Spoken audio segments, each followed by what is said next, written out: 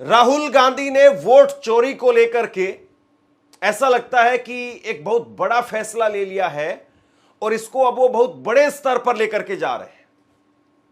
और राहुल गांधी ने एक और वीडियो जारी कर दिया आज।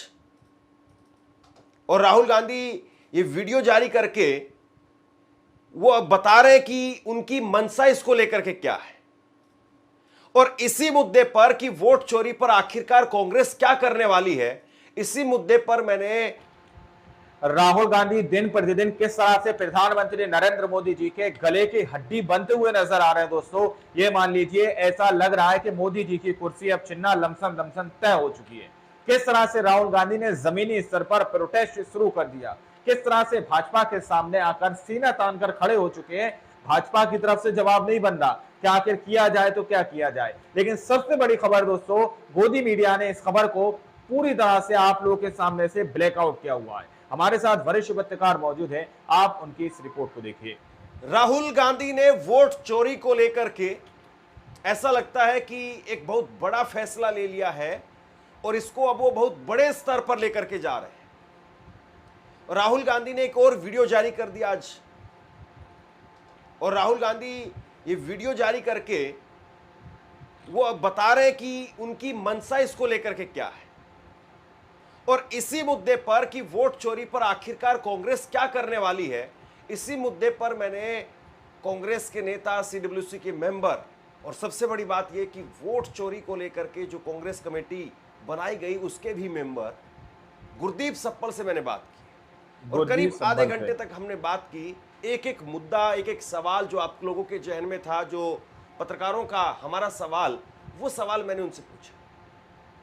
और वो सारे सवाल कि कांग्रेस कैसे जाएगी, हल्फनामा देगी कि नहीं देगी, राहुल गांधी हल्फनामा देंगे या नहीं देंगे, या सुप्रीम कोर्ट में जाएंगे, या सड़क पर अब किस तरीके से उतरेंगे, ये सारे सवाल मैंने पूछे। लेकिन इससे पहले राहुल गांधी क्या कह रहे हैं, सुन लीजिए। It is critical that we expose voter चोरी।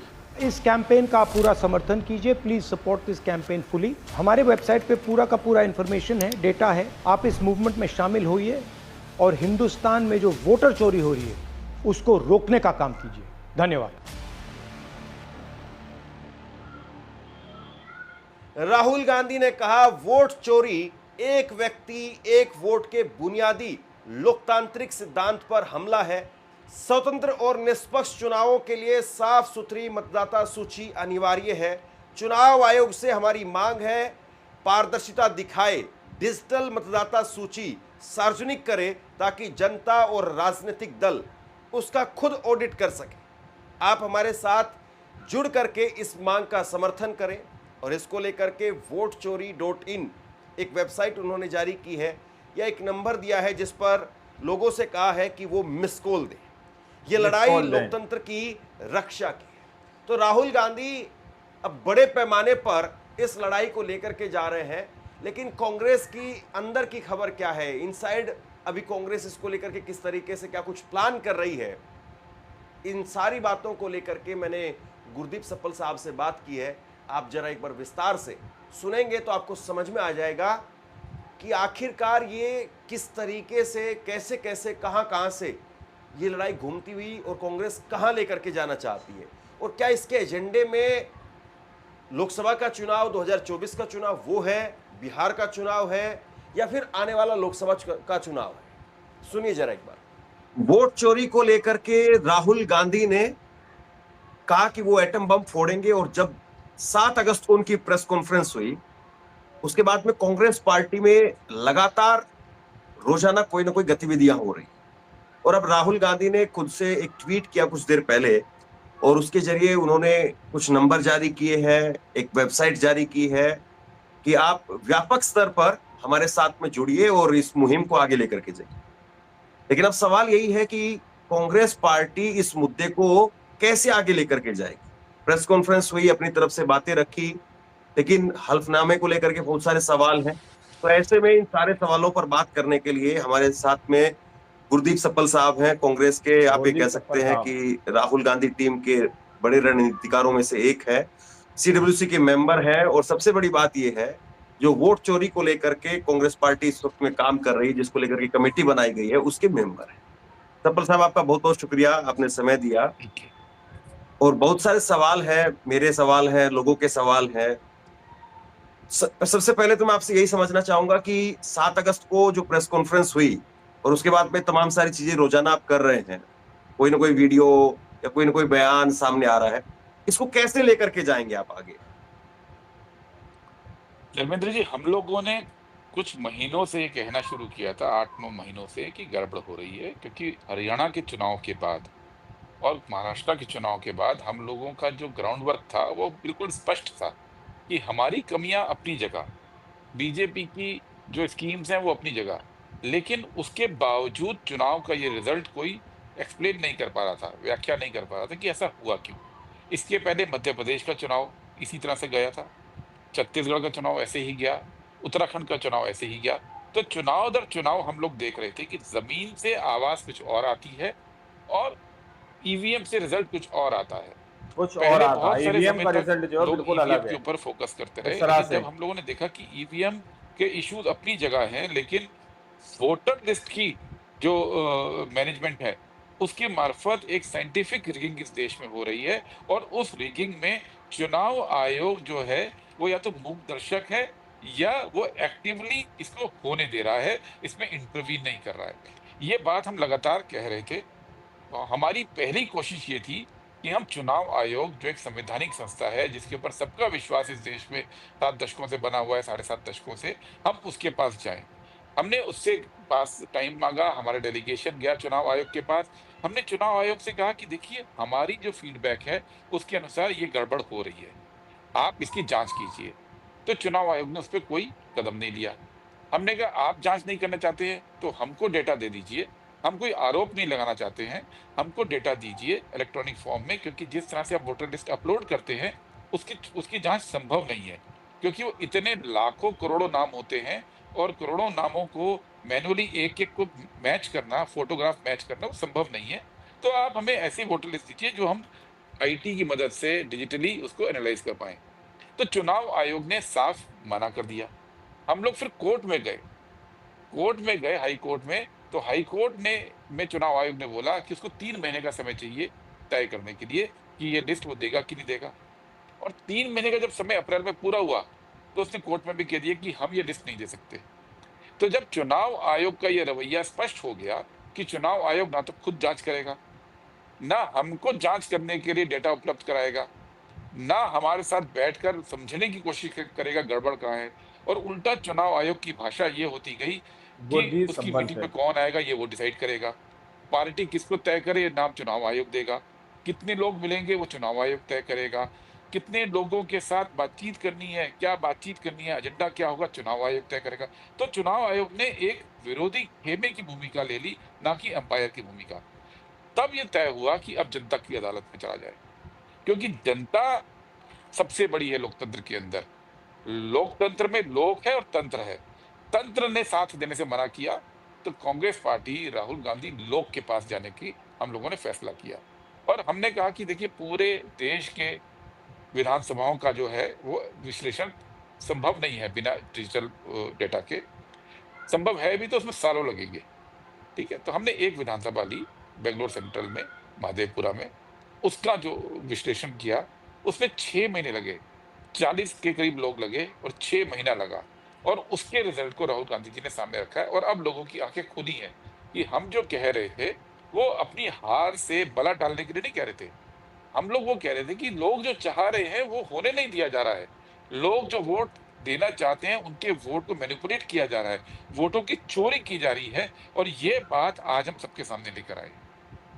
नहीं, अब इसको आगे कैसे ले जाएंगे? ये जो बातें आपने बताई वो अभी राहुल गांधी जी की प्रेस कॉन्फ्रेंस से सब बातें भी समझ में आई, लेकिन अब इसको आगे कैसे, आगे का फर्दर प्लान क्या है? धर्मेंद्र जी, मैंने कहा लोकतंत्र में हम तंत्र को भी नहीं छोड़ेंगे और लोक के साथ भी जाएंगे। आज राहुल गांधी जी ने एक वीडियो जारी किया है। उस वीडियो में उन्होंने लोगों से अपील की है कि वो साथ आएं, और ये अपील इसलिए की गई है कि लोगों को हम जोड़ना चाहते हैं इस बात का मुकाबला करने के लिए। दूसरा, 11 तारीख को इंडिया अलायंस के तमाम एमपीज कल चुनाव आयोग की तरफ मार्च करेंगे। मार्च करके हम अपने विरोध करना चाह रहे हैं कि चुनाव आयोग भी अब समझे कि कहाँ पे गड़बड़ है। तीसरी बात, राहुल गांधी जी की यात्रा 17 तारीख से बिहार में शुरू हो रही है, जो बिहार में एसआईआर की गड़बड़ी है उसको लेकर। इस बीच में सुप्रीम कोर्ट के अंदर सुनवाई है। तो सुप्रीम कोर्ट, चुनाव आयोग और लोग, हम तमाम अपने एवेन्यूज को तलाश रहे हैं। और हमारा ये पक्का मानना है धर्मेंद्र जी, कि जब जनता जाग जाती है, जब जनता को समझ में आता है कि उसके साथ खिलवाड़ हो रहा है, जब जनता देखती है कि उसके हकों को षड्यंत्र के तहत छीना जा रहा है, तो जनता की ताकत का मुकाबला ना तो कोई संस्था जो झुक गई हो, ना कोई तानाशाह जो राज कर रहा हो कर पाता है। और इस जनता के साथ मिलकर ही कांग्रेस पार्टी ने लोकतंत्र बनाया था, आजादी के आंदोलन, और उसके बाद और जनता के साथ मिलकर ही हम इस लोकतंत्र को बचाने की पूरी तैयारी कर रहे हैं। लेकिन एक नैरेटिव ये खड़ा किया जा रहा है कि राहुल गांधी वो हल्फनामा नहीं दे रहे हैं। राहुल गांधी हल्फनामा दे, चुनाव आयोग की तरफ से भी ये बात हो रही है और बीजेपी भी वही सेम बात बोल रही है। धर्मेंद्र जी, पहले तो मोदी चुनाव सफल आयोग था। एक टेक्निकल गलती कर गया, टेक्निकल जवाब देते हुए टेक्निकल गलती कर गया। ये हलफनामा ड्राफ्ट वोटर लिस्ट के लिए है, जिसके लिए 30 दिन का समय होता है। ये हलफनामा इस चीज के लिए चुनाव आयोग के अनुसार ही नहीं है।